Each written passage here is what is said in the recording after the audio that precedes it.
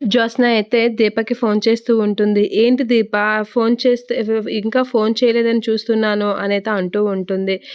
నీ అవసరం ఏంటో నాకు బాగా తెలుసు. నాకన్నా ఇంకెవరికీ నీ అవసరం గురించి తెలీదు. అలాంటిది నీ ఫోను కోసం ఎదురు చూస్తే నువ్వింకా ఫోను చేయడం లేదేంటి" అనైతే అంటూ ఉంటుంది. శౌర్యకి ప్రాణాలు పోయే పరిస్థితి వస్తుంది. "నువ్వు ఇప్పుడే ఊకొట్టు నీ పాపని నా భర్త బావని నాకొగ్గేసి నువ్వు నీ పాపని తీసుకొని వెళ్ళిపోతే వెంటనే నీకు డబ్బు తెస్తాను" అనైతే అంటూ ఉంటుంది.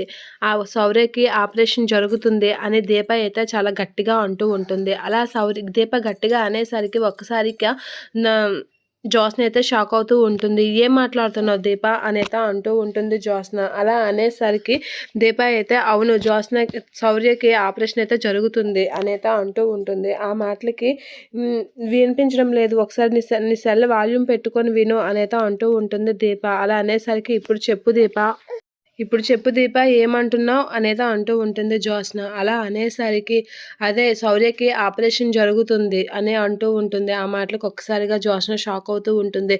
"డబ్బులెవరు కట్టారు" అని అడుగుతూ ఉంటుంది దీప. "కార్తీక్ బాబు డబ్బులు కట్టేశారు. ఆపరేషన్ జరుగుతుంది" అని అనేసరికి ఏమంటుందే అనైతే పారిజాతం అటుగా విని షాక్ అవుతూ ఉంటుంది జ్యోత్స్న ఫేస్ చూసి. "ఇదెందుకు ఇంత షాక్ అవుతుంది" అనైతే అనుకుంటూ ఉంటుంది. "నువ్వు నిజంగా డబ్బులు కట్టేసారా? ఏం మాట్లాడుతున్నావు? అంత డబ్బు బావకెక్కడిది? అసలు ఏం చేస్తున్నారు దీప" అనైతే అడుగుతూ ఉంటుంది. "ఏం జ్యోత్స్న తట్టుకోలేకపోతున్నావా నిజం విని" అనైతే అంటూ ఉంటుంది దీప. ఇక జ్యోత్స్న అయితే కంగు తింటూ ఉంటుంది. "ఆగు గ్రాని నీ గోల ఒకటి" అనైతే అనేస్తూ ఉంటుంది పారిజాతాన్ని పక్క నుంచి. ఇక పారిజాతం అయితే షాక్ అయ్యి అలా చూస్తూ ఉంటుంది. ఇక దీప చెప్పిన మాటలైతే విని నిజమేనా? అదే ఎలా కట్టాడు ఏంటి అనైతే ఆరాధిస్తూ ఉంటుంది జ్యోత్స్న. దీప అయితే సమాధానం చెప్పకుండా ఫోన్ కట్ చేస్తూ